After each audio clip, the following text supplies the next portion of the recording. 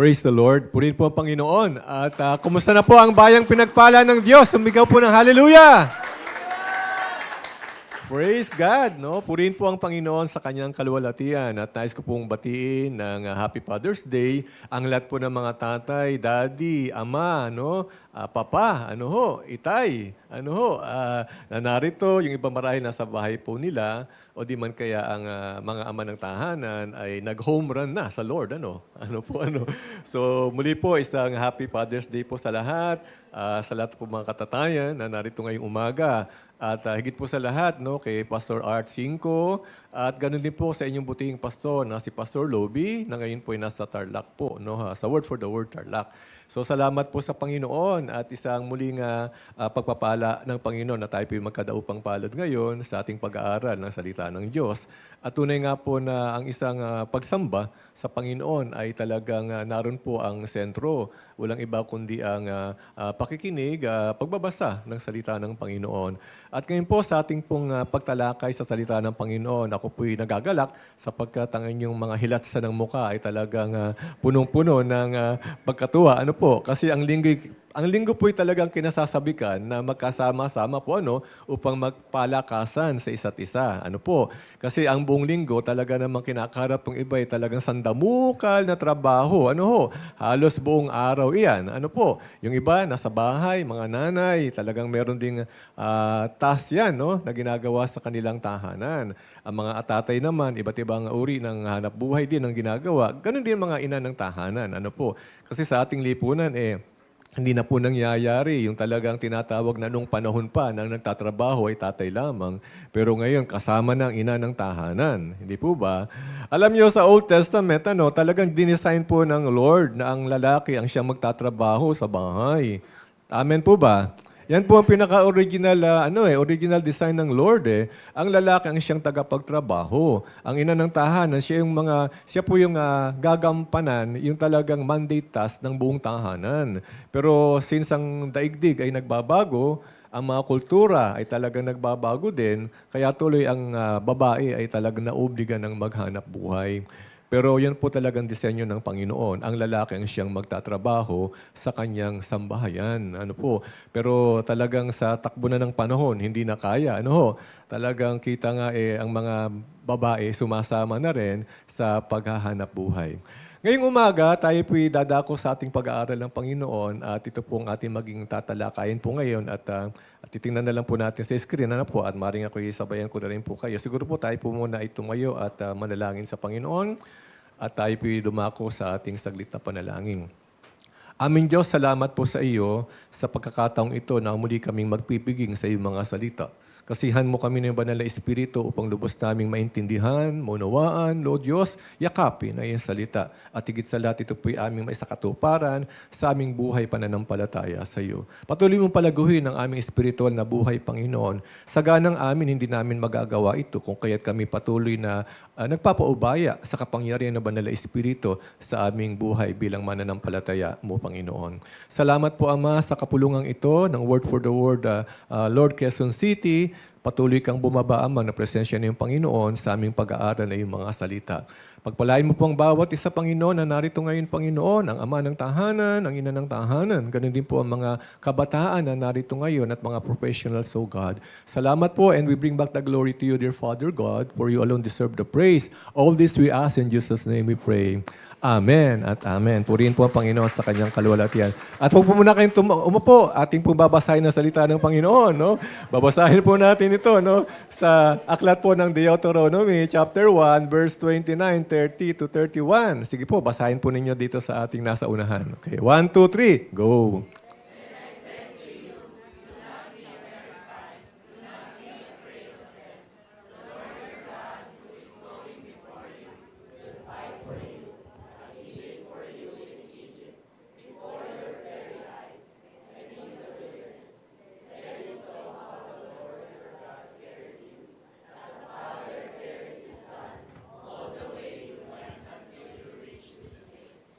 Hallelujah. At ang Lord ang siya magpala ng kanyang mga salita na ating punabasa. Marin po kayo maupo, purihin ng Panginoon. At baka hanggang mamay nakatayo pa rin kayo. Purihin po ang Panginoon no, sa kanyang kaluwalhatian. Now, siguro po, bago po tayo magtuloy-tuloy, ay atin munang bigyan ng ika nga ay munting paglingon. Ang aklat na ito ng Deuteronomy para lubos nating maintindihan o maunawaan.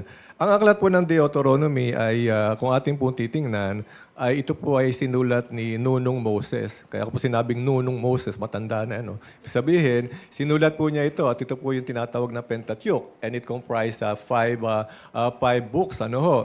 Genesis, Exodus, Leviticus, Numbers, and Deuteronomy. At ang ating tatalakayin po itong bahagi ng ito ng huling aklat ni Moses at ang Deuteronomy. Ito po yung tinatawag na Torah ng Hebrew. At marahil po kayo po yung nakapag-aaral na rin po nito. At sa ating pagtalakay, pagbibigay ko lang po ng konting background po ng Deuteronomy. Yung pong Deuteronomy ay ito po yung nagbuhat sa salitang Griego, yung Deuteros. Ang Deuteros po, ang ibig sabihin po ay pangalawa o ikalawa. At yung namang nomos ay yung po tinatawag na batas. Kaya kung pagduduktungin po yan, ikalawang batas o ikalawang utos. Pero do not take it as literal. Kasi ito pong tinatawag na ikalawang batas na ito po hindi po talaga batas na ika nga po ginawa uli ni Moses. Kasi kung babaybayin po natin ng Biblia, ang formality po ng batas na binaba po ng Panginoon sa pamamagitan po ni Moses ay ito po'y binaba po sa Mount Sinai. At yan ay makita po natin sa Exodus chapter 20. Kung tayo nagbabaybay ng salita ng Panginoon. At ganun pa man, yan po'y talagang kinuha. Unang-una po ay audibly nagsalita ang Diyos sa bayan niya, sa mga Israelita na kung saan ay napakatigas ng ulo. Yan po'y galing pa sa Ehipto. Sila po'y naging slaves sa Ehipto, sa pamumuno po ni Pero. At nung po'y sila ay pinalaya ng Panginoon, sa pamamagitan ni Moses, sila po'y nakarating sa bundok ng Sinai sapagkat itong tinuro ng Panginoon. At ang Panginoon nagsalita audibly sa kanyang bayan. Ang kanya pong sinabi dito, walang iba yung pong kanyang 10 Commandments. Kung niyo po nababasa po yan, sinabi po niyan, nagbigkas ang Diyos sa harap ng kanyang bayan at naroon po si Moses, siya yung pinaka-main man. At bukod po doon, ang Panginoon ay pumunta si Moses sa taas ng tuktok ng Sinai at doon mismo ay nakita po kasi niya na kung saan po ang kanyang bayan, pagbabaan niya, ay talagang iba na ang ginagawa. Nagbalik uli sa dating pagsamba sa Diyos-Diyosan. Alam niyo yung kasaysayan, hindi po ba? At pagbalik siya sa Sinai, ito na, ang ginawa ng Panginoon ay inukit ang kanyang batas mismo sa tablet of stone. So yan na po yun ang ginawa ng Panginoon. But yun po ang naging batayan ng pamumuhay ng mga Hebrew that time. Plus, yung pong additional law, yung po tinatawag na civil law and then ceremonial law. Kaya kung ating baybayin po ang batas ng mga Hebrew, marami po iyan. At bukod yung sa tinatawag na ika nga po ay yung 10 Commandments, alam natin yung 10 Commandments, iyan po yung moral law plus civil law plus ceremonial law. Nakita ho ba natin? Kaya ang mga Israelite at that time, they live by the law. Bawat kilos nila may batas. Kaakibat ang batas. Kung kaya't sila nabuhay sa batas. Pero ganun pa man, bumabalik pa rin sa dating gawi. Sapagkat sila po ay talagang ito po ang ika nga ay naging sakit ng ulo ng Panginoon at naging sakit ng ulo din ni Moses that time. Sapagkat ang bayan ng Diyos ay madaling maglilo. Ano yung maglilo? Madali pong magtaksil, madaling bumalik sa dati nilang gawi. At ano po nangyari po dyan? Dito po sa Deuteronomy, ito pong ating tinatalakay po ngayon, ito po yung magtatapos na ang buhay ni Moses. Ito pong Deuteronomy na ito. Sa mga last chapter po ng Deuteronomy ay mag-e-enda ang buhay niya. At siya po'y tumayo at sinabihan po niya ang bayan ng Diyos at ito po ang kanyang muling pagtuturo sa kanila. Sapagkat, to give you a little background po, sapagkat ang Panginoon ay muling nangusap sa kanyang bayan. Kasi si Moses po ay ito yung kanyang huling habilin at muli niyang ni-review ang batas ng Panginoon. So sa makatwid, hindi po ito pangalawang batas, Ito po yung ni-review niya muli ang batas ng Panginoon na kung saan ibinigay ng Diyos sa Mount Sinai sa Exodus chapter 20. So ito po yung muling binuhay niya sapagkat during this time, dito sa ating binabasa po ngayon sa Deuteronomy, ay ang kanyang pong ina-address dito, yung pong mga bagong Israelita na. Sapagkat yung unang henerasyon ng mga Israelita ay mga nangamatay na. Alam niyo po ba kung bakit nangamatay sila? Sila po'y pinakain, ginawang sandwich sa ilalim ng lupa. Bigyan ko na po kayo ng konting background that time, no? Because why? Ang Panginoong Jesus ay nagbigay ng address kay Moses, na kung saan nangako siya, gaya rin ng buhay na pangako na binanggit niya kay Abraham noong araw, na kung saan kayo, ipinangako ng Diyos ang promised land sa kanila. During the time of Abraham, ito ay niyakap hanggang kay Moses, na kung saan kayo ay maninirahan sa isang bayan, sa isang lugar na ipinangako ko sa inyong nuno, at ito'y magkakaroon ng katuparan. So ito po'y sinabi niya kay Moses at sinabi niya sa kanyang bayan. Could you imagine Moses was able to lead these people? Napakadaming tao na kung saan iba't ibang lahi. Ikaw kaya si Moses, pag di ka naman nayamot, hindi ba? Kaya tuloy si Moses sa galit, tuloy. Ayun, hindi tuloy nakatungtong mismo doon sa promised land. Bakit po? Kasi sa yamot at galit. Tama, umiiral pa rin yung pagiging tao, di ba? Hindi ba? Ikaw nga kaya ang tao, at ikaw ay teacher. Ang dami-dami mong estudyante. Iba-ibang kultura yan. May Bisaya, may Muslim, may Ilocano, hindi ba? May Tagalog, iba-iba. Kaya mo bang isawatahin yan? Eko pa si Moses. Ang hirap niyan. Ang daming problema ng bayan. Pati ba naman ang paglalagay ng damit sa sampayan, isasangguni sa kanya? Kayong ginawa ni Moses, sabi ng Panginoon, alam mo, nahihirapan ako sa pagkagawa mo eh. Nagpadala siya si Jethro, sabi niya, alam mo, iho, kinakailangan mag-ayos-ayos ka. Hindi ka pa nga gaanong hukluban, eh, halos mukha ka ng matanda. Hindi, dinagdag ko lang po yun, ha? Gumawa ka ng mga leader mo, kumuha ka ng mga leader na mayroong mga kakayahan. May puso, at higit sa lahat, talagang unang-una, mayroong pagkatakot sa Diyos. Yan po yung requirements eh. Talagang kinuha niya yon isa-isa. Para nang sa gayon, hindi ka nahihirapan. Di ba? So, ang lahat ay dadali na lamang yung problema. Yung mga major problem, hindi na mga minor. Pati ba naman yung pagkukula, eh, dadalhin pa rin sa'yo? Di ba? Nag-aaway yung kapitbahay mo. Di ba? Dagdag ko lang po yan, ha? So, yan po yung mga, pati ba naman yung mga minor problem, dadalhin sa'yo. So, ano pong ginawa ni Moses? Naging madali ang pamumuno niya sa bayan ng Diyos, ang mga Israelita. Now, going back, no? Ang sabi ng Panginoon, kanya muling, ito po'y binanggit niya kay Moses na ang pangako, ang lupang pangako ay ipagkakalob ko sa iyo. At ang ginawa po ni Moses through the instruction of the Lord Jesus Christ, he was able to tell Moses na kung saan magdala ka ng mga espiya doon mismo sa the land flowing of milk and honey. Gusto ko po sanang ibigyan din sa inyo. Yung pong tinutukoy na promised land, yung pong tinutukoy the land of flowing of milk and honey, at yung pong Kanaan, iisa lang po yan. Huwag kayong magkakamali. Pag sinabing promised land, yan yung Kanaan. Yung pong sinasabing the land of flowing of milk and honey, Kanaan din po yan. Yan po yung promised land.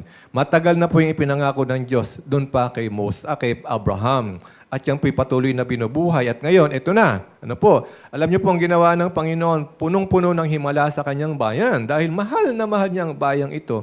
Kahit ito'y pagtatigas-tigas ng ulo. Ano ho? Kung ating pong titingnan. Ano pong ginawa?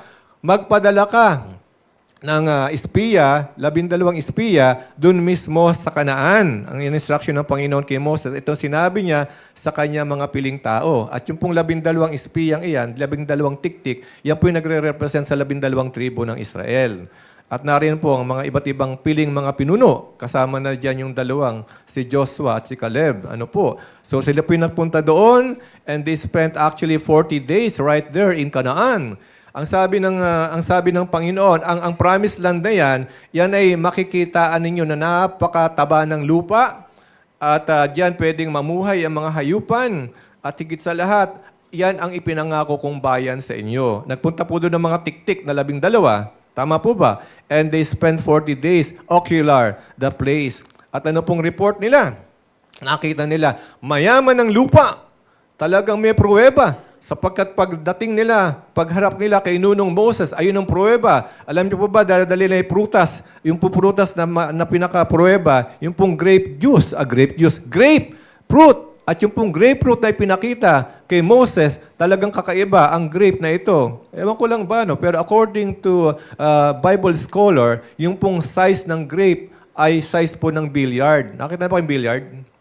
Yung bola ng billiard, yun po ang size ng grape na ipinakita nila. Isang kumpul na grape yan, pingkay-pingkay. Yung, alam niyo yung parang, meron kayong pasan dito, di ba? May tao dito, para may kawayan sa gitna, at yung grape, nakalawit yung na ganoon.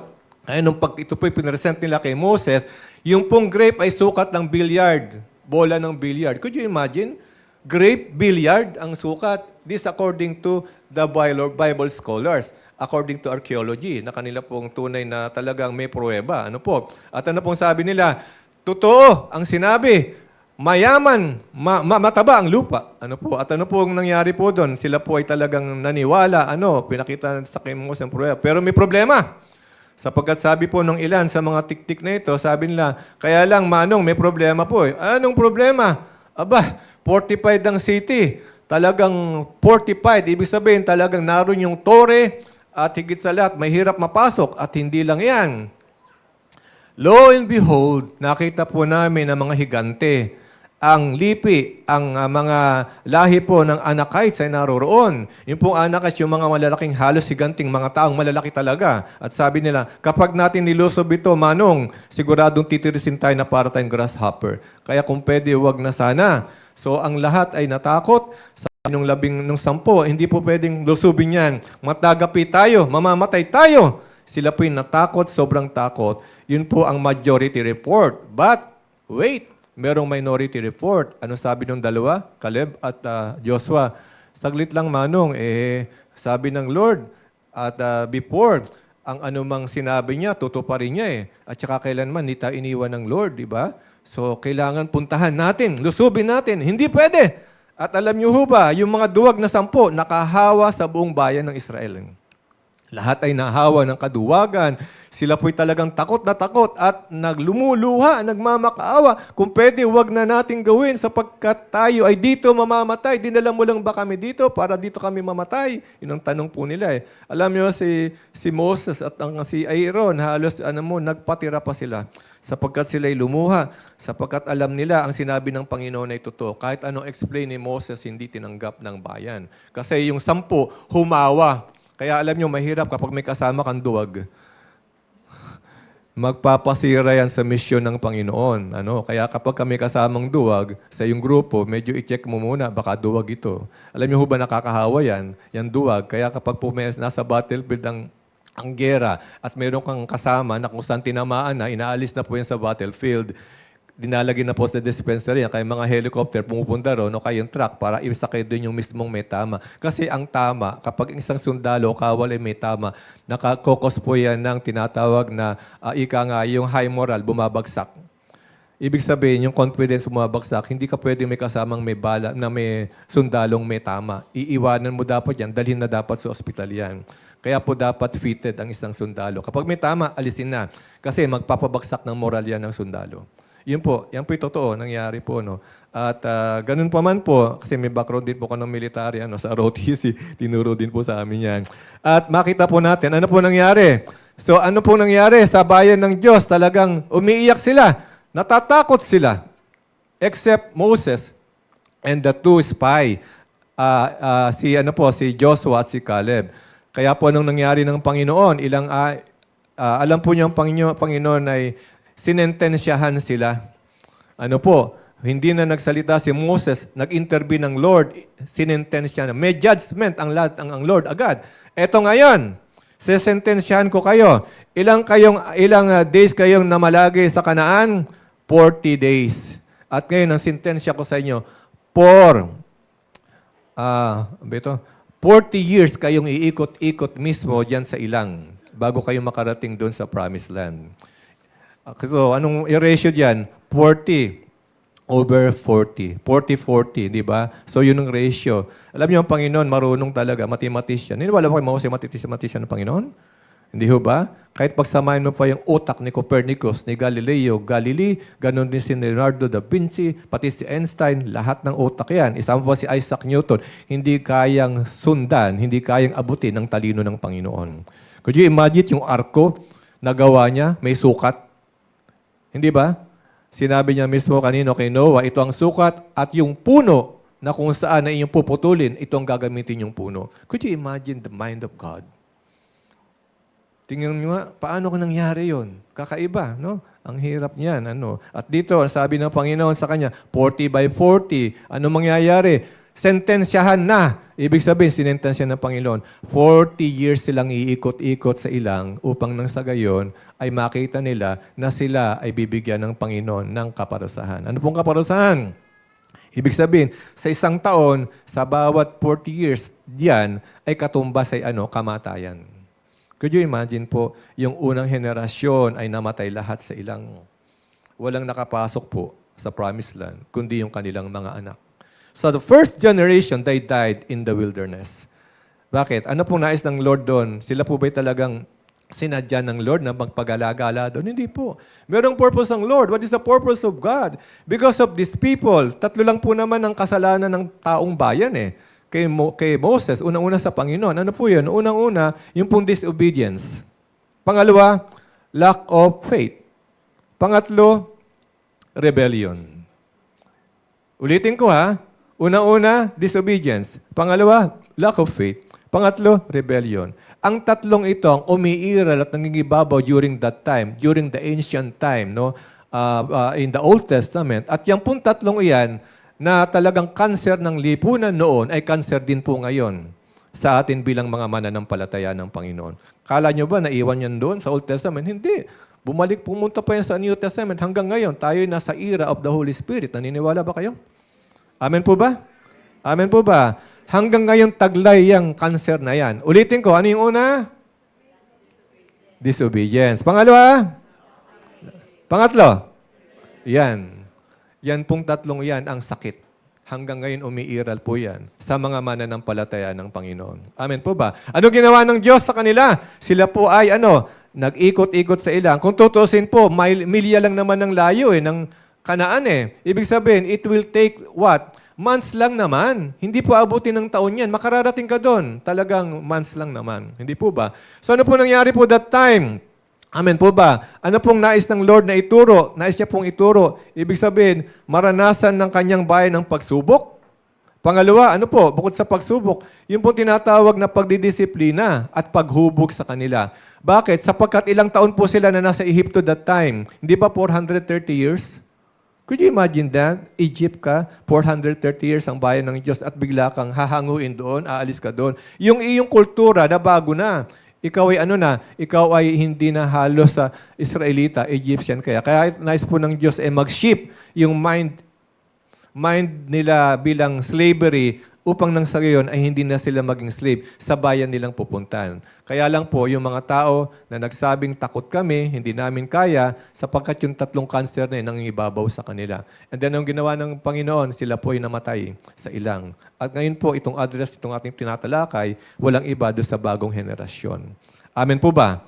Yung mga Joshua generation, yung mga anak po nila, yan po yung pumalit na sa kanila. Kasi 40 years na nagdaan So tapos na po yun. Ano sabi ng Panginoon sa kanya? Alam nyo, as we continue with the introduction, I would like to read the introduction. Sige po, ating pong basahin po yung introduction sa transparency sa unahan. Okay, continue read. Sige po, sabay-sabay nating basahin. 1, 2, 3.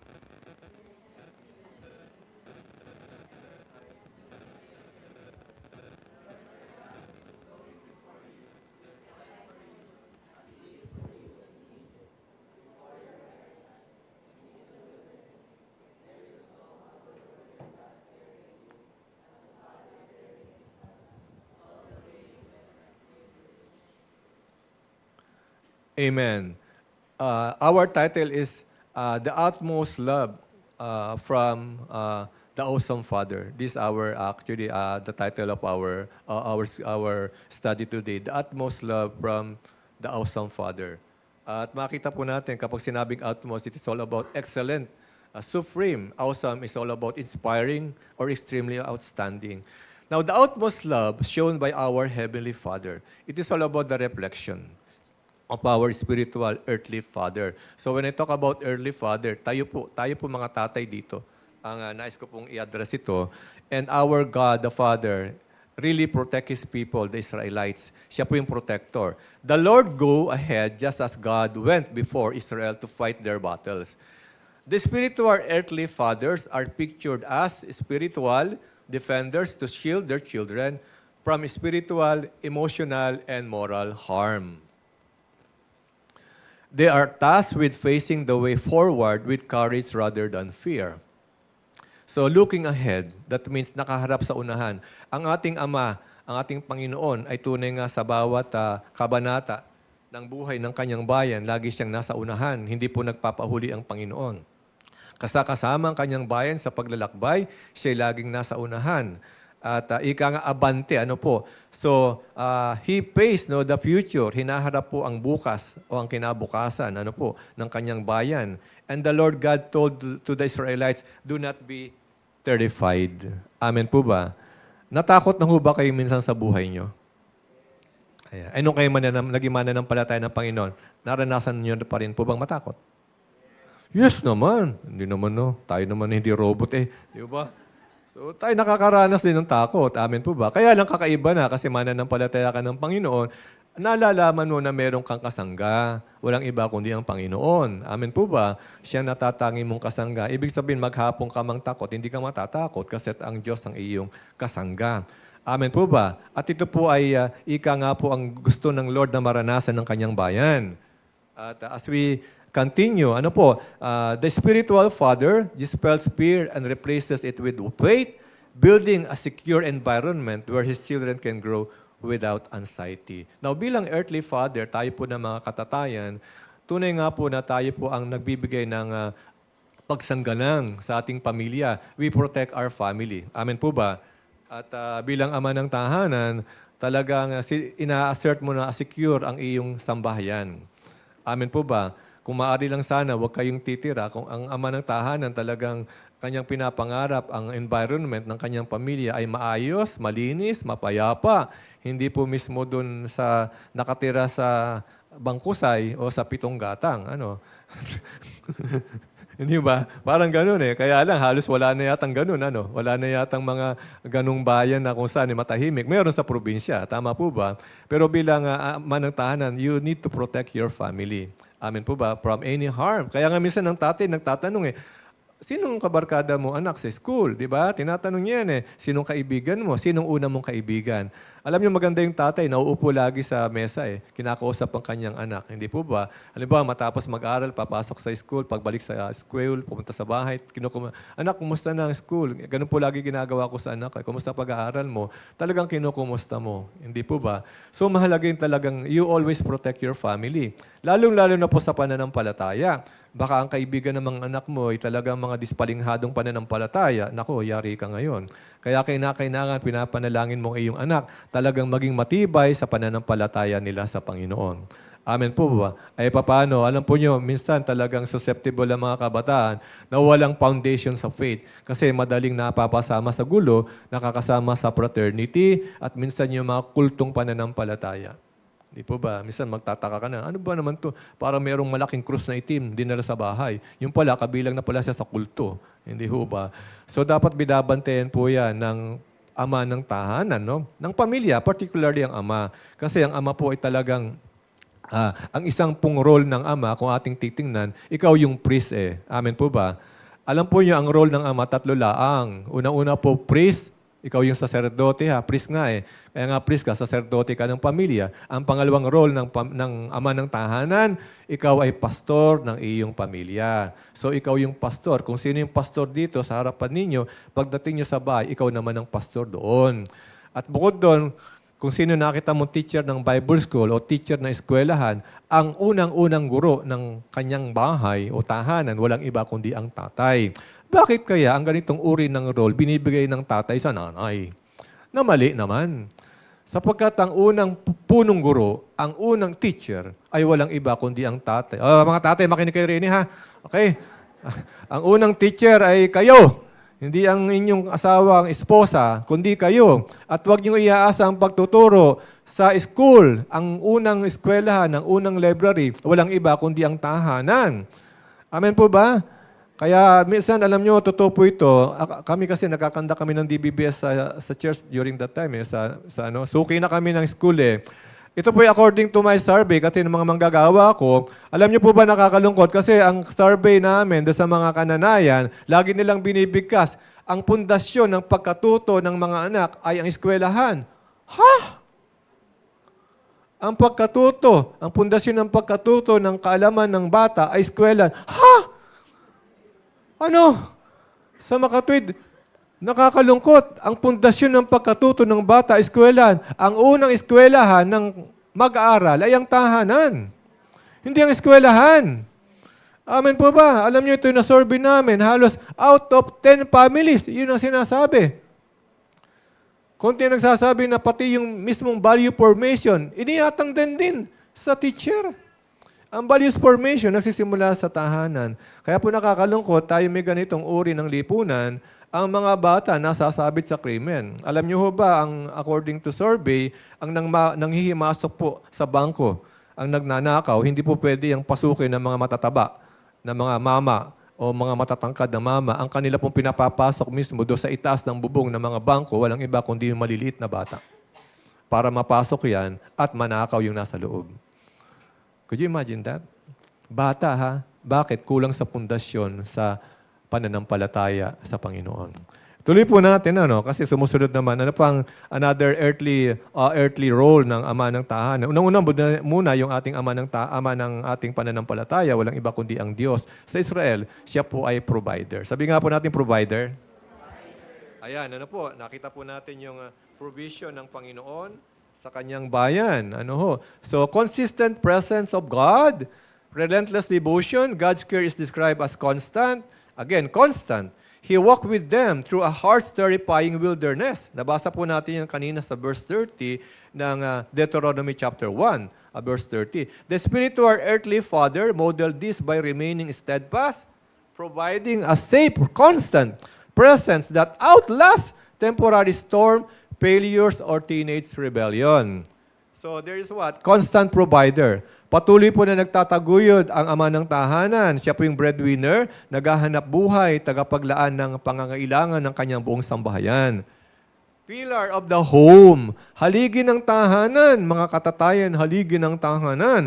Fathers are expected to work diligently to meet or to provide for their household. Sa 1 Timothy chapter 5, verse 8, ito po ang sinasabi sa 1 Timothy chapter 5, verse 8. Ano po sabi po doon sa talata na 1 Timothy chapter 5, verse 8? Anyone who does not provide for their relatives and especially for their own household has denied the faith and is worse than what? Ulitin natin, than unbeliever. Amen. Now, 1 Thessalonians, hindi po yan ha. 1 Thessalonians chapter 4, nagkamali lang po. 1 Thessalonians chapter 2 po yan. Okay? 1 Thessalonians chapter 2, verse 11 to 12. Ano po sabi? For you know that we dealt with it of you as a father deals with his son. 1 Thessalonians chapter 2, verse 11 to 12. Again, I would like to repeat this with you. For you know that we dealt with it of you as a father deals with his own son. Encouraging, comforting, and urging you to live lives worthy of God who calls you into His kingdom and glory. Amen po ba? Amen. Ang tagapagtrabaho ng tahanan, walang iba kundi ang tatay, pero ngayon po ay kasama na rin ang nanay. Hindi po ba? At minsan yung panganay na anak, kaya tuloy yung panganay na anak, hindi nakakapag-asawa. Kasi kapag siya merong ng trabaho, pati siya ang gumugugol sa gastusin sa kanyang sumusunod na mga kapatid. Kaya si ate, si kuya, tumandang dalaga at tumandang binata. Dahil sa kanyang mga kapatid, na kung saan napag-aaral niya, hindi po ba? Kaya tuloy, yun po nangyayari. Alam nyo, siguro you will agree with me, sa ating lipunan, very rampant ito. Tama ba? Di po ba? Kasi ang ating lipunan ay talagang, ang pangangailangan ng ating lipunan talaga yung tinatawag na hanap buhay na kung saan lahat ay dapat ay magkaroon. Amen po ba? Sana naman yung mga mababatas natin, hindi lamang kasi ang mababatas natin, iba yung tinititigan sa tinitingnan. Kasi ang kanila, tinititigan. Lalo na kapag ginto. Pero iba yung tinitingnan ha. Iba yung tinitingnan. Lumalawak ang paningin mo. Amen po ba? Now to tell you honestly, marami mo pong probinsya na nasa kanugnog na lugar sa probinsya po. Alam niyo po ba yung mga estudyante nagtutulay sa mga bato ng ilog para lamang makarating sa eskwelahan? Do you believe in that? Kita nyo? Samantalang yung mayor namumulaklak sa pera, di man lang magpagawa ng tulay sa ilog para nang sa gayon, mga estudyante galing sa sityo na napakalayo ay hindi na magtitinikling sa mga bato sa sapa. This is true. This is true. Rampant ito sa mga probinsya natin. Samantalang yung mga budget ng gobyerno, saan napupunta? Ay, nako. Diba? Alam nyo na, diba? Nakakalungkot po eh. Diba? Hinalal ka ng bayan, maging mabuti ka. Nakakalungkot, pasumpa-sumpa pa na kung saan natin yung Biblia, tapos manunumpa. Wala naman. Nakakalungkot, ano po. No, tingnan niyo po ito, provision ng Lord sa kanyang bayan. Hindi kailanman winaglit ng Diyos ang kanyang bansa, ang kanyang bayan, ang mga Israelita, mga Hebrew, ano po. Ano pong ginawa ng Panginoon sa kanila? Kailanman hindi kayo nakaranas na kung saan kayo ay naluma ang inyong kasuotan, ang inyong mga sandalyas ay hindi naluma. Ano ho? Yan po sinabi ng Panginoon no, kay Moses. At sinabi ng Moses yan sapagkat ni-review niya muli ang bayan ng Diyos sa ikalawang pagkakataon. Kasi ang kaharap dito ni Moses ay bagong henerasyon na. Yung kanilang mga magulang ay tudas na. Patay na. Dahil yung pupuntahan nila, punong-puno ng anak. Anakites po yan. Samantalang kasama ni Moses during that time, mga Reclamites. Bakit Reclamites? Reklamado. Panireklamo ang dulot kay Moses. Kaya sabi ng Lord, ayaw ko ng kanya mga reklamado. Totodasin ko ang mga yan. Yes, talagang tinodas ng Panginoon. Iba ang Lord, kapag sinabi niya, anong dahilan? Kasi yung cancer. Ano ulit yung cancer? Ano pa? Disobedience, lack of faith, ano pa? Iyan. Nako, kaya yan. Ayaw na ayaw ng Panginoon yan. Kaya yung larawan niya hanggang ngayon, dala-dala pa rin ang mga mananampalataya ng Panginoon. Amen po ba? Kaya minsan kapag mananampalataya ng Panginoon, re-reviewin mo sarili mo. Naku, mukhang nasasabit ako yata dito. Mukhang rebelde na yata ako. Di ba? Rebelde na yata ako kay Lord. Rebelde na ako kay Pastor. Di ba? Dapat minsan, nire-review mo rin yung sarili mo. Baka naman ako yung lack of faith na. Naku po, ano ba ito? Di ba? Baka disobedience na ako. Dapat nire-review mo kasi yan yung cancer na kung saan pinatay ng Lord ang kanyang bayan. Talagang pinatay. Ubos! Walang natira. Ang natira yung mga anak nila. Ito ang magiging bagong henerasyon na kung saan ay dadalhin sa lupang pangako. Sa tingin niyo ba si Moses nakalibre? Hindi. Hindi siya nakalibre. Pati siya patay din. Di ba? Hindi siya nakatungtong doon sa doon sa lupang pangako. Hindi ba? Kasi nagreklamo din naman siya di ba? Kita niyo yung reklamo niya? Alam niyo, napakaganda ng buhay ng mga Israelita at dahil meron silang tubig sa gitna ng disyerto. Di ba? May tubig bumubukal. Ang kanilang tsinelas, sandalyas, hindi na luma. For 40 years! Damit hindi na luma. Tingnan yung kanilang sapatos. Ano ba yung mga sikat na sapatos ngayon, di ba? Hindi ko alam kung saan galing sandals na yun eh. Mga damit nila, Americana, di ba? Yung mga Wall Street na damit. Hindi, wala po yan. Dagdag ko lang yan. Wala po yan.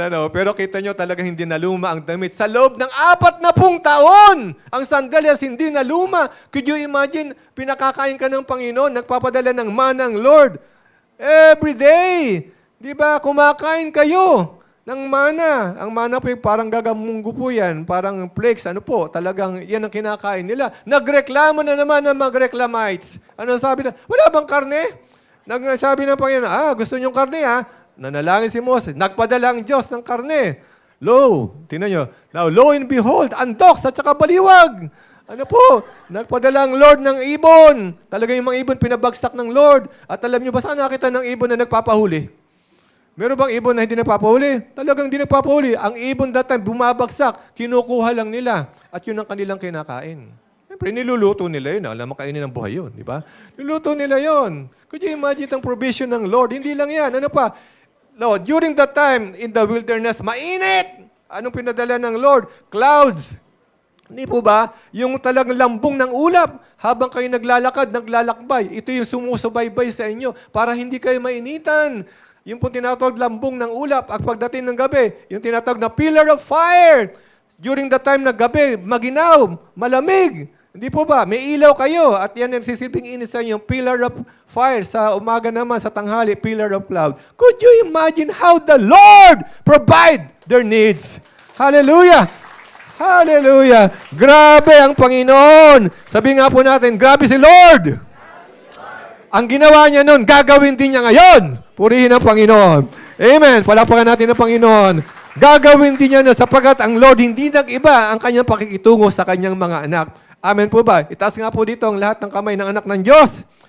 Amen. Ang naranasan noon ay nararanasan at mararanasan nyo pa rin ngayon. Amen po ba? Kung isipin mo imposible, walang imposible sa Lord. Amen po ba? Lahat ay posible sa Kanya. Kaya alam, dapat ka manalig sa kapwa niya. Do not disobey the Lord. Do not have lack of faith. Huwag kang maging rebelde sa Panginoon. Amen po ba? At makita po natin, the Lord works into their lives. Amen po ba? Kaya pagdating po doon, sabi ng Panginoon, anong report nung 10? Hindi po kaya, bossing. Mamamatay kami. Titirisin kami na parang tipaklong. Ano sabi ng 2? Kaya. Kasi yun ang sinabi ng Lord eh. Alam niyo po ba, tanungin ko po kayo, sa tingin niyo ba yung mga 12 espiyang ito, ay sila ba baby pa ba? Nung naroon ba sila sa Egypt that time? Hindi na sila baby, mga kabataan na ito. Amen po ba? Mga kabataan na, alam nila kasaysayan na dinanas ng Israelita doon sa loob ng Ehipto. Amen po ba? Buhay na buhay sila. At ang nakakalungkot, yung lang 2 taong ito na si Caleb at si Joshua, ang parang buhay na patotoo. Kasi yung naranasan ng buong Hebrew sa loob ng Egypt sa 430 years, nakaranas sila ng 10 salot, hindi ba? Do you think na baby pa sila noon? Hindi na sila baby. Amen po ba? Malalaki na sila that time. Amen po ba? Naranasan nila. Habang ginegera ng Panginoon ng salot ang buong bayan ng Ehipto, ang kanyang bayan ay naroon sa Goshen. Hindi sila nakaranas ng salot. 3 salot lang naranasan nila. Pero after yung 3 plagues, yung 4 to 10, hindi sila nakaranas. Naroon sila sa lugar ng Goshen. Ang Goshen ay kinupkup ng Lord. Iningatan niya ang kanyang bayan doon. At higit sa lahat, ano pong huling salot? Yung pong mamamatay ang bawat panganay ng pamilya. Amen po ba? Hindi lang tao, pati hayop, pinatay talaga ng Lord. Kasi dumaan yung angel of death. Ano sabi ng Lord? Kapag may nakita akong dugo sa hamba ng inyong pintuan, yon ang patunay na lalagpasan ko kayo. Kaya yun po yung tinatawag na Passover. Amen po ba? Passover. Amen po ba? Yung angel of death, Passover to those home na kung saan may dugo ang hamba ng pintuan. Ang lahat po ba yung naglagay ng hamba? Lahat ay naglagay. Pero yung ibang hindi naglagay ng mga Israelita, sila man ay namatay din, yung kanilang panganay na anak. Amen po ba? Ito po yung huling salot. Ito po yung tinatawag na senyales na aalis na ang bayan ng Diyos. Amen po ba? Pero marami pa ring bargain ang ginawa ni Pharaoh. Amen po ba? At hindi lang yan, ano pong ginawa ng Panginoon sa kanyang ginawa? Provision sa kanila. Bahagi po ng protection to, sinasabi ko. Hinati ang dagat na pula. Alam yung kasaysayan, hindi po ba? Amen. Huwag naman kayo manunod lagi ng 10 Commandments. Basahin nyo rin yung history. Amen po ba? Kayo naman, basahin nyo rin po yung history. Anong ginawa ni Moses? Kukupkubin na sila. Naroon ng mga sundalo ni Pharaoh. At saan lang sila pupunta? Dito kabundukan, dito dagat. Anong gagawin nila? Could you imagine, ang sabi ng Panginoon kay Moses, halika nga rito. Parang damadama ko yung takot mo rin eh. Makinig ka ha. Anong meron ka? Lord, stop po. O, ano yung stop? Tungkod po. O, gamitin mo yung tungkod. Paano po? Itaas mo yung tungkod. At ako ang bahala. Anong bang ginawa ni Moses? Tinaas yung tungkod. At during that time, ang dagat na pula nahati. And according to history, as if they are walking to the dried land. Amen po ba? What a miracle. Amen po ba? Amen. Kaya minsan po, ang Lord, tinatanong ka rin, anong meron ka sa bahay? Kasi wala kang initiative eh. Kung ano yung meron ka sa bahay, pwede mong pagkakitaan yan. Pwede mong gamitin yan. Amen po ba? Hindi pa tinanong mismo ni Elijah, hindi ko pa naman time, saglit nga. Hindi ba minsan tinanong ni Elijah yung balo sa Sarephat? Ano sabi ng Lord? Pumunta ka doon sa Sarephat at merong magpapakain sa yung balo!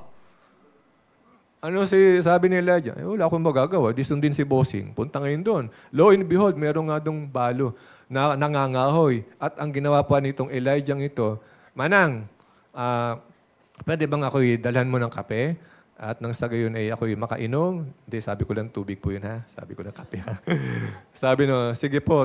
Tapos nung papaalis na yung balo, sabi niya, teka, saglit. Ako na may pagluto mo rin ng arena para na makakain ako tinawag. Ha! Pagluluto ka na! Ay, ito naman kakainin namin mag-ina. Konti na lang ito. Mamamatay na kami. Naghihintay na kami ng kamatayan. Alam niyo ho ba yun? Pero sabi ni Elijah, abay, pakinggan mo muna. Siyempre, ako ang tao ng Diyos. Kinakailang pakinggan mo ako. Di ba? Ano sabi ng balo? Sige, ano ba't sinabi mo? Susundin ko. Sinunod ba siya ng balo? sinunod siya ng balong. Amen po ba? At nung siya nakarating mismo doon sa bahay, hindi po ba? Ano pong ginawa? Sabi niya, pagkain mo ko, kumbaga sinasabi dito, lahat ng masasarap ng pagkain, ipaghain mo ko. Anong ginawa? Saka ba nakakita na kung saan ang Elijah ito, ang Elias na ito, kung makain, ngumangata, naku, siguro pa, sitting pretty pa, sarap ng pagkain. Samantala yung mag-ina, kami walang kinakain, siya may kinakain. Could you imagine that? Saka nakakita ng gano'n. Yung tao ng Diyos, yung anak ng Diyos, mismo, kumakain. At ano sabi niya? Sige, kumuha ka pa sapat. At alam niyo ba? Pakuha ko? Paano ko kukuha? Wala nang laman. Hindi, kumuha ka. At alam niyo ba? Yung mismong sinabi ng anak ng Diyos na si Elijah, sa habang panahon na famine ng land, sa pagsunod ng balong ito kay Elijah, could you imagine? The whole year, yung pong mahabang panahon ng famine ng land, walang makain, ang balong ito, mayroong nakakain. Palakpakan mo ang Panginoon. Amen po ba? Amen. Because she obeyed the man of God. Amen po ba? She really obeyed the man of God. Hindi siya patumpik-tumpik, hindi siya nag-alala, hindi siya nag-alingan, hindi siya nagduda. Susundin ko kasi sinabi ng anak ng Diyos, sinabi ng tao ng Diyos eh. Amen po ba? At ano po nangyari doon? Nagkaroon po ng pagkain sila habang nagugutom ang buong kabayanan, ang buong region. Amen po ba? Because she obeyed the Lord. When you obey the man of God, you obey the Lord. Amen. Ulitin ko po, when you obey the man of God, you obeyed the Lord. Yan pong susi ng tunay na pagiging mananampalataya ng Panginoon. So ano po nangyari dyan sa provision? Yun po ang nangyari. Now, let us now go. Even the father, ang ama po ng tahanan ay nagtataguyod ng pangangailangan ng pamilya. Hindi ka matatawag na ama. Huwag mo sabihin na sarili, ama ako ng tahanan, di ba? Nag-ingreso ako ng sweldo, aking sit katapusan. So, ama na ako ng tahanan. Yan lang naman ang kailangan ng pamilya ko. Pangangailangan sa pagkain, pangangailangan sa matrikula, pangangailangan sa lahat ng bagay. Tapos na obligasyon ko. Wait, saglit. 3 ang aspeto ng pagiging role mo sa iyong tahanan. Unang-una, pari ka, sacerdote ka, you are priest. Kinakailangan inahanda mong altar ng tahanan mo para sa pananampalataya ng iyong mga anak. Amen po ba? Kung merong pastor din sa church, dapat may pastor din sa bahay. Ang pastor dyan, walang iba kundi ikaw. Amen po ba? Kaya tinuturuan mo yung mga anak, ang iyong sambahayan, ang iyong kabiyak ng salita ng Panginoon. Dahil ikaw ay pastor ng iyong sambahayan. So, pare, pastor, another P. Hindi po ito 4 P's, ha? Another P. Ano ho? Ikaw ay, ano po, hindi, isa teacher. Sabi natin teacher. O teacher, ha, huwag mo iaasa sa mababang paaralan, elementary school, ang pagtuturo sa iyong anak. Ikaw ang teacher ng iyong anak bilang ama ng tahanan. Amen po ba? So, kinakailangan ikaw umattend din ng PTA, hindi lagi yung katulong, hindi lagi si nanay. Kapag may pagkakataon kang umattend ka. Ang hirap kasi ng tatay, no? Sabihin mo, ang report card ng iyong anak, ano ba yan? Sweetheart, napakabobo ng anak natin. Bagsak ang manang-mana sa'yo. Could you imagine that? Sabihin naman ng nanay sa asawang lalaki, di kang magturo sa kanya. Lagi kang wala dito, ikaw magturo. Kung ikaw sabihan ng gano'n, di ba? No, tahimik na lang yung tatay, di ba? Alam nyo, dapat ikaw mismo nag-check ng mga gawaing bahay ng iyong anak din. Hindi kayo naroon ka lang, pag uwi mo sa bahay, tanggal ng sapatos, tanggal ng medyas, magpapatimpla ng kape, kukuha ng dyaryo at babasa, ano bang bago ngayon, di ba? At kapag may sports ang basketball ng NBA, manunood ka. O, tapos na ang pagiging tatay ko. Alis na uli ako, magtatrabaho, babalik uli ako. Tapos na ako sa pagtatrabaho. Ha, ganun ba ang pagiging tatay? Alalahanin mo, pari ka. Amen po ba? Ikaw dapat nangunguna sa pananampalataya ng altar ng iyong pamilya. Kung may altar ng Diyos sa chapel o sa local church, dapat yung altar dinadala mo rin sa iyong tahanan. Sa mga tahanan po, kinakailangan kung ano yung atmosphere sa local church, dapat maging atmosphere din yon sa loob ng iyong bahay. Kung gusto mo maging tahanan ng iyong bahay, ay gawin mong maliit na kapilya. Ulitin ko po ha, kinakailangan ng local church ay dalhin mo sa iyong tahanan. Ibig sabihin, maging munting kapilya ang iyong tahanan. Naroon ang pagtuturo, bilang pastor, ikaw na unang nananalangin sa iyong tahanan, tinuturuan mo manalangin ng lahat ng member ng iyong pamilya, at ikaw yung pastor, ikaw nagbabasa ng Biblia sa kanila, at sila man ay may hawak din Biblia. Dapat ka lagi kayo may devotion, o kaya weekly devotion. Mahalaga po yun. Huwag umasa kay pastor sa salita ng Panginoon, kinakailangan pagdating sa bahay, yung pinag-aralan sa local church ay dalhin din sa bahay. Amen po ba? At pangatlo, teacher. Dapat teacher ka, alam mo ang pagtuturo ng tama at mali sa iyong mga anak. Kasi po ang problema ngayon ng isang pamilya, naging competitor yung mga anak.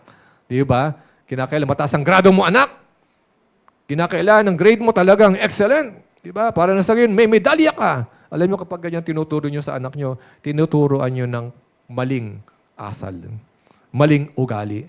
Tinuturuan nyo makipag-compete. At kapag hindi yan nakuha yung gradong mataas, parang ika nga, yung anak po, alam po sa psychology po, kung titinan po natin, yung child na kung saan di yan narating yung itaas o tagatog ng tagumpay, siya po ay bumagsak, iba ang dating nun sa kanya. Yun po'y kalungkutan. Dadamhin niya yun. Kasi naging mataas ang iyong expectation sa kanya. Sino pong gumawa ng kaparaan? Di ba ikaw din bilang tatay at nanay? Kinakailangan, hayaan mo anak mo. Amen po ba? Huwag mong pilitin ng anak mo. Kaya tuloy ang anak mo, walang ginawa kundi aral, aral, aral. Lumalaki tuloy, walang alam sa community. Konti ang kaibigan, yung nasa school. Hindi siya marunong, lumalaki yung anak na hindi marunong makipagkapwa. Amen po ba? Sabi nga nila, hindi ka man maging excellent sa klase mo, mahalaga, marunong kang makipagkapwa. Maganda ugali mo at asal, at ikaw ay kinagigiliwan. Amen po ba?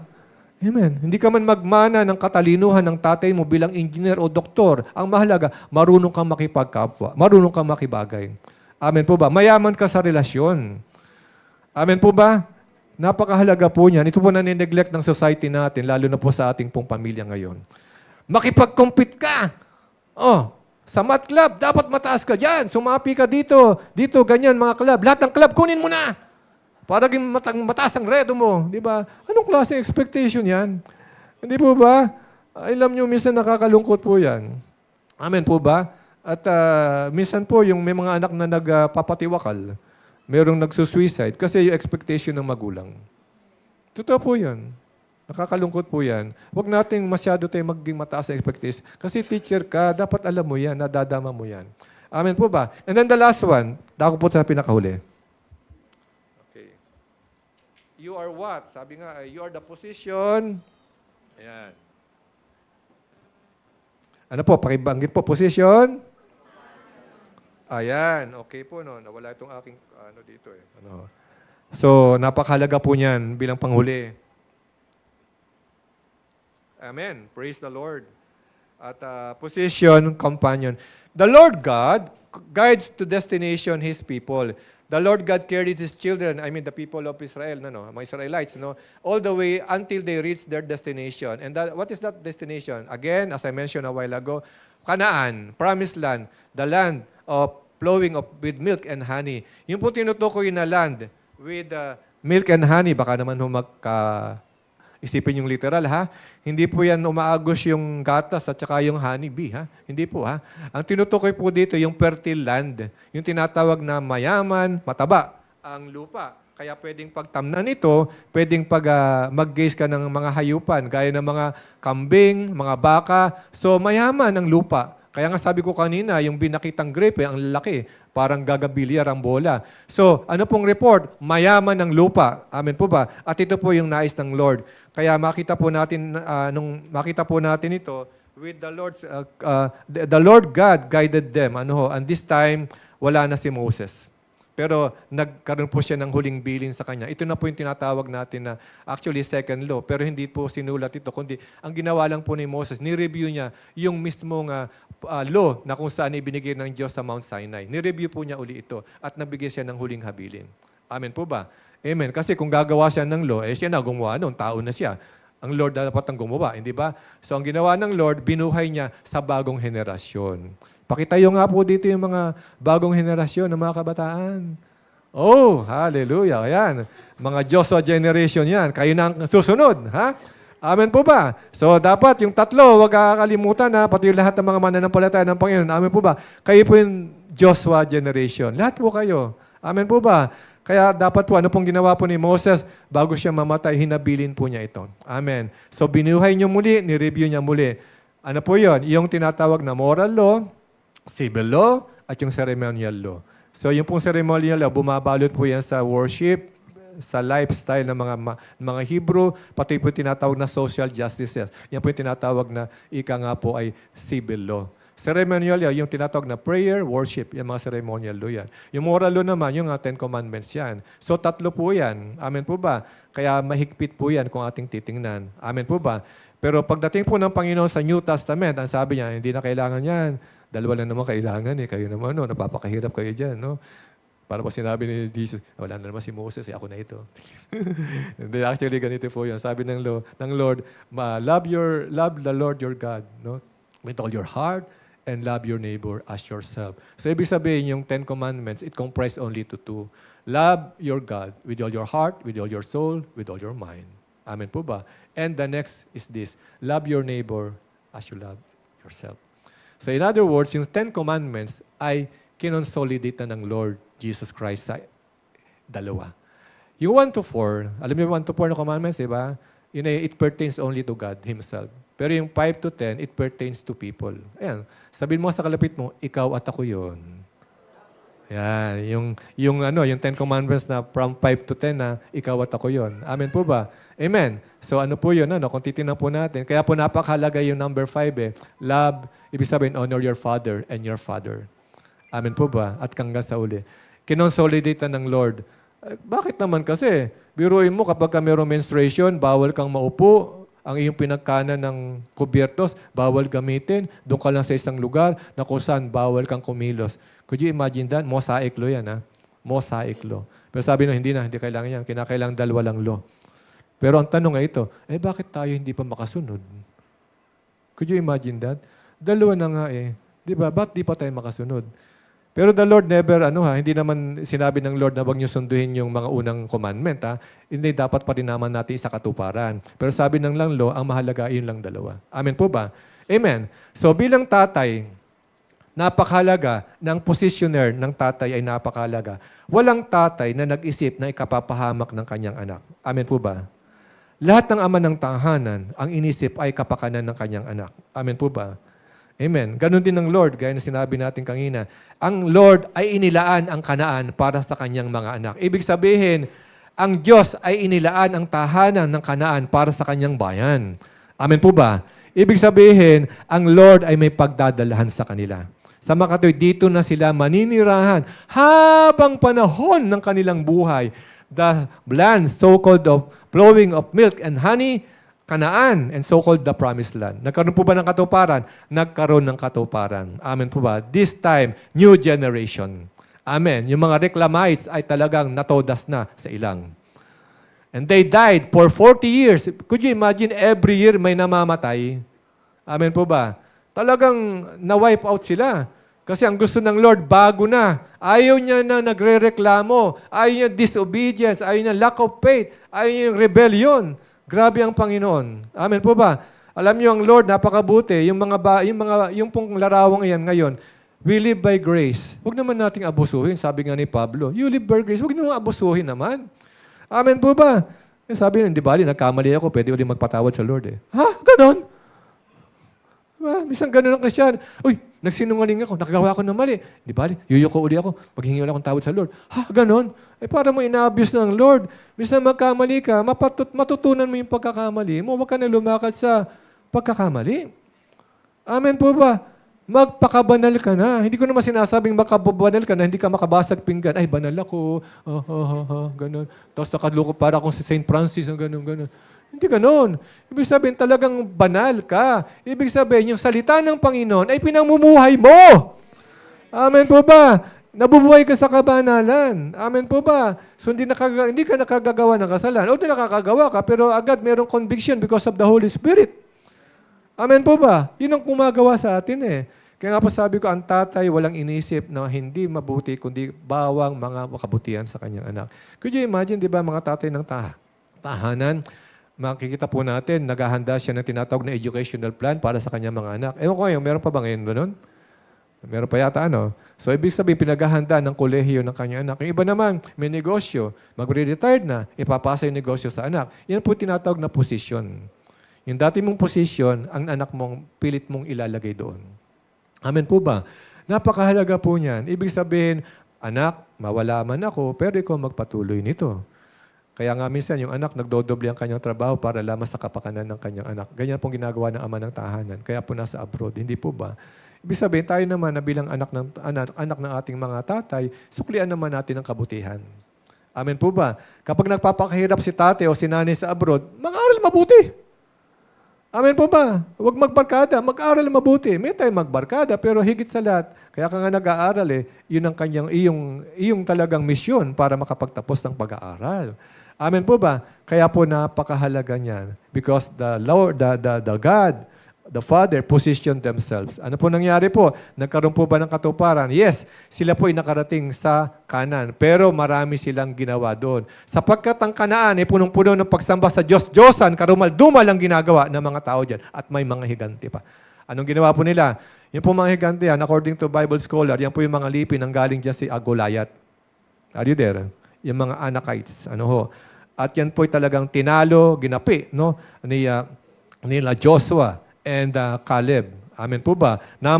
Talaga pong ginapi niya para po nila makuha ang Canaan. Now, to give you a little background about Canaan today, Canaan today comprises the Israel, Syria, Lebanon, Jordan.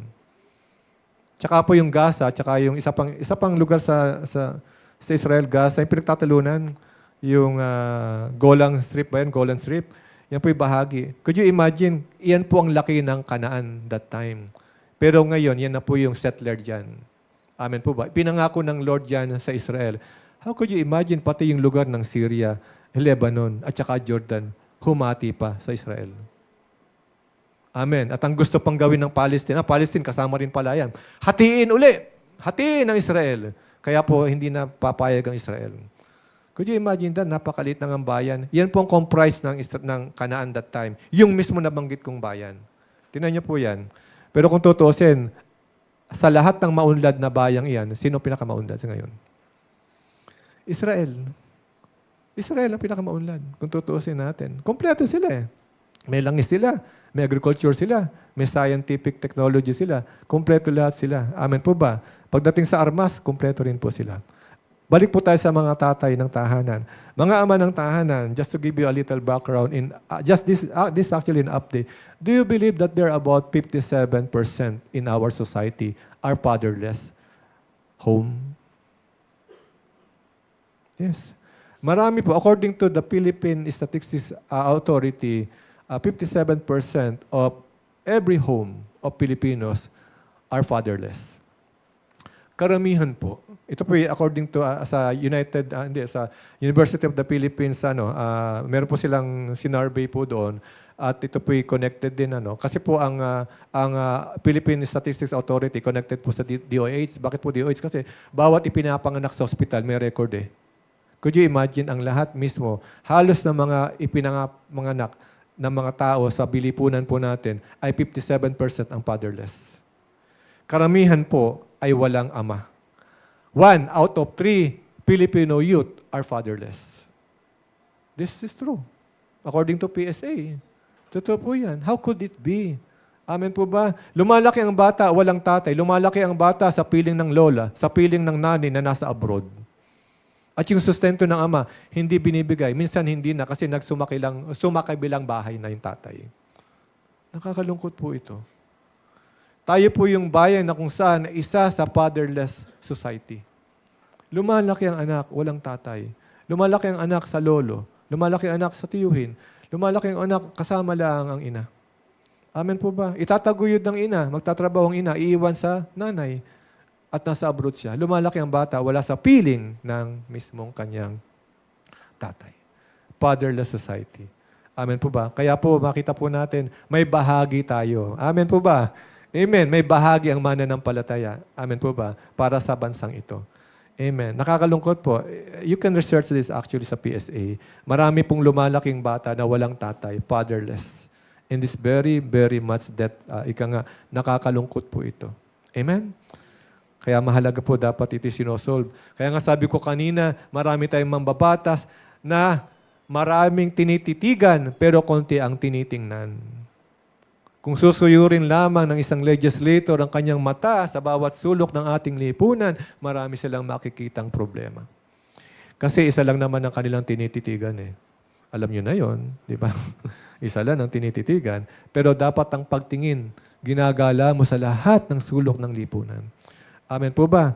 Amen. How could we build a nation building where in fact tayo mismo ang nangunguna para ito ay ibagsak. Amen. Ako po yung tatapos sa ganitong kwento. Meron po isang kwento. Amen. Dito po ay makita natin yung kwento ng isang ama ng tahanan na walang hanggang pagmamalasakit sa kanyang anak. Amen. Meron po nasunog na barangay. Isang sitio sunog, halos. Ilang bahay na sunog. Akala po nung mismong mga barangay at saka ng mga taong kapitbahay, talagang wala na nakatigil doon. Talagang umalis na. Tapos merong umiiyak na bata, naroon sa bubungan. At ang sabi, tatay ko, tulungan mo ako, mamamatay ako. Kasi sunog na yung kanyang bahay. Ang sabi po ngayon nitong pumunta rong tiyuhin, pamangkin, halika, tumalon ka at sasaluhin kita. Sabi ng bata na grade 1, Hindi po. Halika, ano ka ba? Pamangkin kita. Tapos pumunta din yung kapitbahay na malapit sa tatay, yung kumpare. Halika, ako'y sasaluhin kita. Tumalon ka lang, yakapin kita. Sabi ba? Ayaw pa rin ng bata. Tapos yung mismong kapitan, sinabi doon sa mga kagawad, magdala kayo ditong parang kumot na malambot para kapag tumalon siya, hindi siya mababago ang ulo. Hinanda doon, sabi ng kapitan, tumalon ka dito anak at para hindi ka masira mabago ang ulo mo. Alam niyo yung bata, ayaw pa rin. Ayaw pa rin siya. Talagang dami ng tao doon sa paligid, nasusunog na yung bahay na kung saan nasa bubungan yung bata, nang init-init na, talagang grabe yung bata. Iyak ng iyak. At alam niyo walang kanon, meron tumatakbong isang lalaki. Para nakahubad. Mukhang kargador yata ito para mga ngalakal. Talagang ang tao, sabi niya, ang daming tao, umalis kayo dyan. Okay. Sino ba ito? Sabi niya, biglang sumigaw na malakas yung mismong lalaki. Anak! Halika! Tumalon ka! Sasambutin ka ng tatay mo. At alam niyo ba, walang ano-ano. Hindi nagtanong ang bata, agad na tumalon. At sinambut siya ng kanyang tatay. Amen po ba? Ano po nais nating iparating dito mga kapatid? Ang ating Ama, ang ating Panginoon, ganun siya magmahal. Amen po ba? At kilala mismo nung anak kung sino ang tinig ng kanyang ama. Amen po ba? Amen. Ano mang sigaw ng kanyang ama, kilala niya. Kaya yung bata ayaw niya mapasok lolo doon mismo sa mga tao.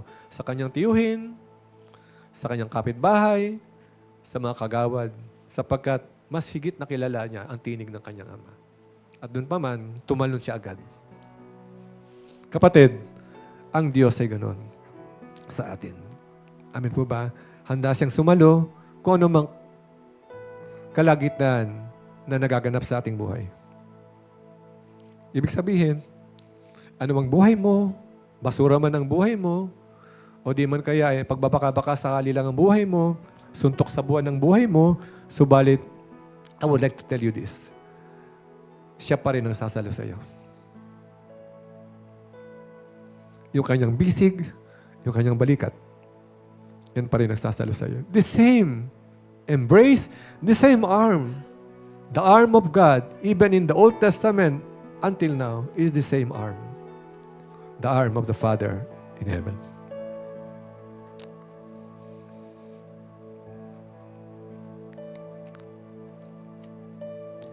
Isang pagmamahal, isang balikat.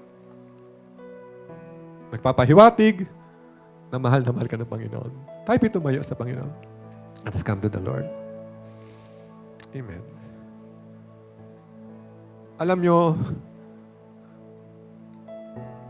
kung ang balikat ng Lord ay magiging balikat lamang ng bawat pamilya, bawat ama ng tahanan sa ating bansa, sa ating lipunan, palagay ko po, walang bata na masasabing anak sa labas. Walang bata na masasabing bastarda o bastardo. Walang bata na out of wedlock ang kanilang kinabukasan. Because the arm of God should be the arm of our earthly Father here. Amen. At kung ganyan magiging larawan sa lipunan, sa ating bansa, palagay ko po, palagay ko po, merong mararating ang ating bayan. Amen. Napakabuti po ng Panginoon sa atin. Kaya marahil, kapatid, kung narinig mo ito, sa mga sandaling ito, pwede mo pang i-renew ang commitment mo sa Lord. Because every day, we can renew our commitment to God.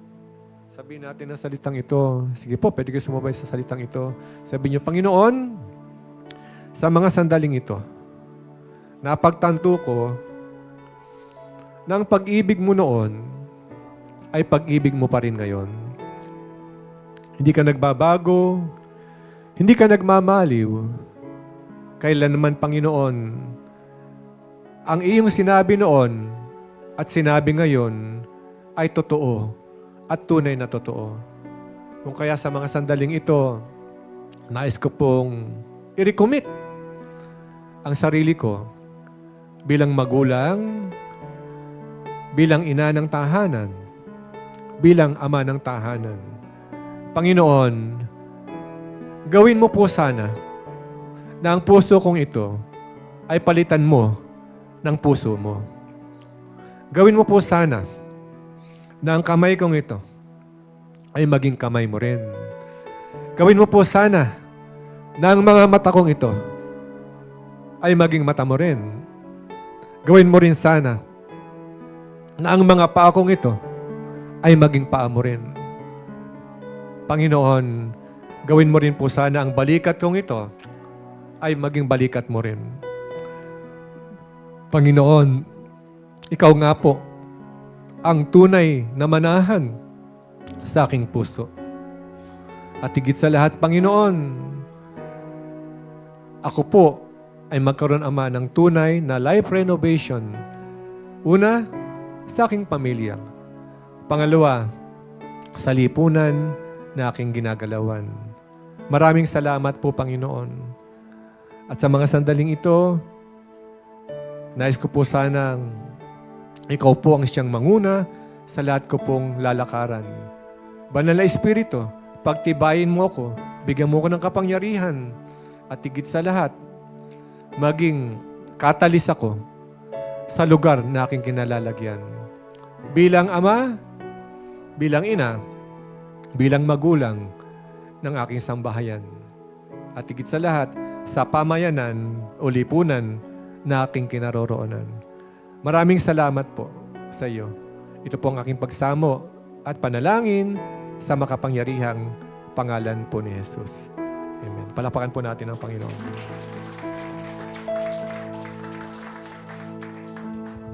Sige po, makakaupo na po tayo, and sa mga tatay po, pwede po bang samahan niyo po si Pastor dito sa harap? Lahat po ng tatay.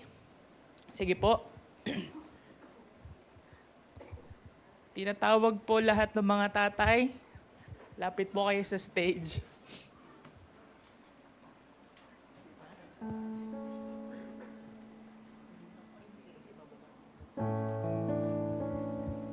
Sige po, at meron pong ibibigay ang church po sa inyo.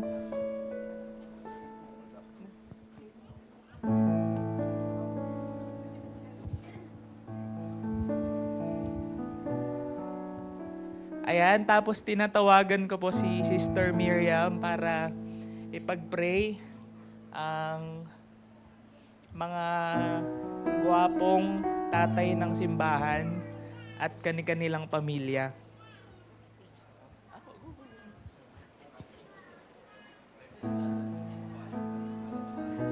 Okay po, since the world is now celebrating the Father's Day, we have a verse for all the daddies, for all the fathers.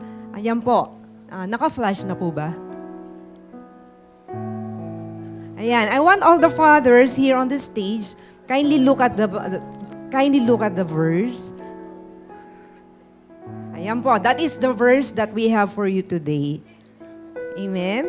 O, memorize nyo ha, kasi mamay magtatanong ako sa inyo kung na-memorize nyo yan. But anyway, kidding aside, so it says there in Proverbs 20 verse 7, the righteous man, which you are, the fathers, walks in his integrity, and his children are blessed after him. Amen? Amen.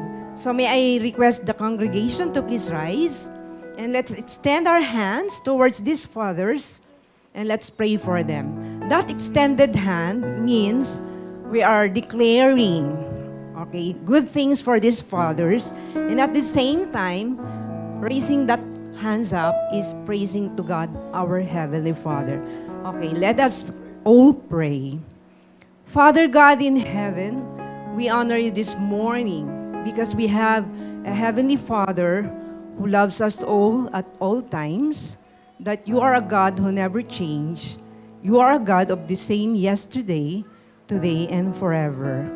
Lord God, as the world celebrates Father's Day today, we do lift up our own fathers in this church, that you bless each of the father here in this platform.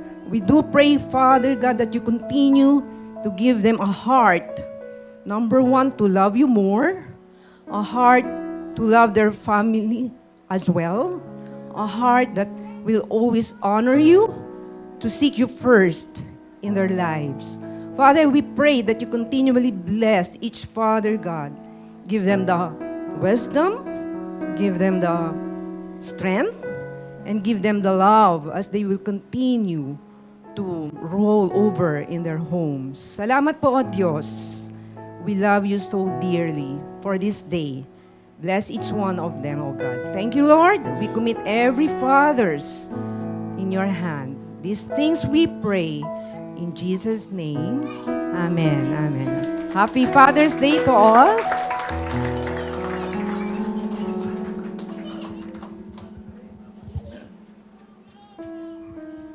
Ayun po, may bibigay po at naka-ready na ba yung picture kasi para may ma-reimburse tayo. Joke.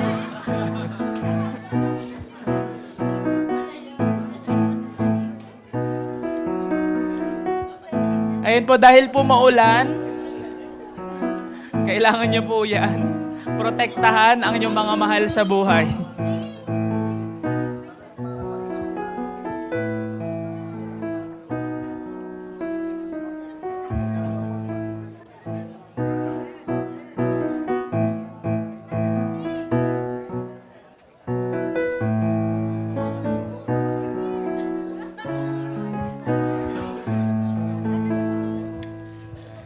Ayan po, mag-picture lang po kayo doon.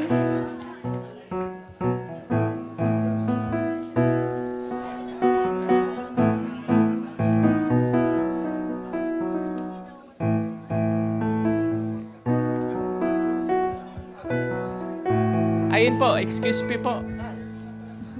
Okay lang, hello po, okay lang po. Okay na po kayo dyan. Busy po kayo ah. Tingin po kayo doon kay Jess.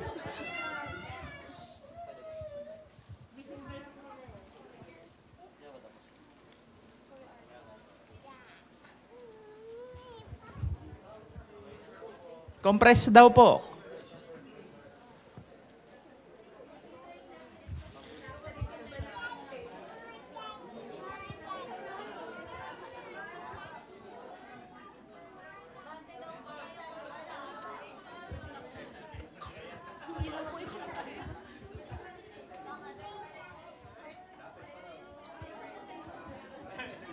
Bakit po kasi nagsisiksikan kayo dyan sa likod? Okay, mga tatay, ganito since... Di ba? Mga tatay, di ba? Very organized. That's our fathers. Come on. Dito ba kayo? Ayan, di ba? Oh, palakpakan natin sila. Salamat, Panginoon.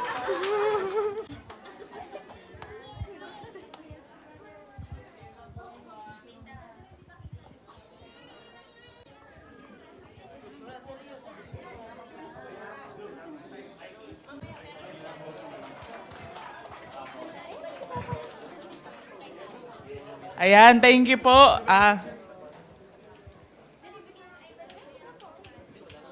na.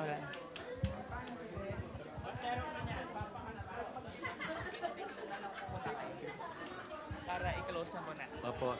Praise the Lord. Purihin po ang Panginoon, no? At tayo po ay nagpapasalamat sa Panginoon at isang pagpapugay po muli sa mga ama ng tahanan. Happy Father's Day po muli sa lahat. Palakpakan po natin ang Panginoon. Amen po ba? Amen. At muli po, ang masaganang pagpapala po na ating dakilang Diyos ay sumainyo pong lahat. Buhat po sa ating dakilang Ama, sa Anak, sa Espiritu Santo. Saan man po tayo tumungo, patuloy tayong balutin ng kapangyarihan, gabay at patnubay ng ating Diyos na buhay. Ngayon, hanggang sa muli niyang pagbabalik. God bless you po at muli magandang tanghali po sa bawat isa. Sa Diyos ang papuri. Amen. You're invited. Every Sunday is an opportunity to encounter God's presence. Join us for worship, the Word, and fellowship. That's 10 a.m. here in our sanctuary. Don't forget to bring your family or friends. Let's gather every Mondays, Wednesdays, and Fridays and pray together. You can join via Zoom every 5 a.m. You can reach out to Brother Nemar or Sister Bing for your prayer requests. We strongly believe that God hears our prayers, and we also gather together as a whole congregation every first Friday of every month to pray for our church, nation, and the like. That's 8 to 9 p.m. here in our sanctuary. Want to be part of a circle who will pray for you as you do life together? Be part of an accountability group today. A safe space to share, learn, and strengthen your walk with God. Feel free to reach out to Kuya Jong and Gladys if you are interested.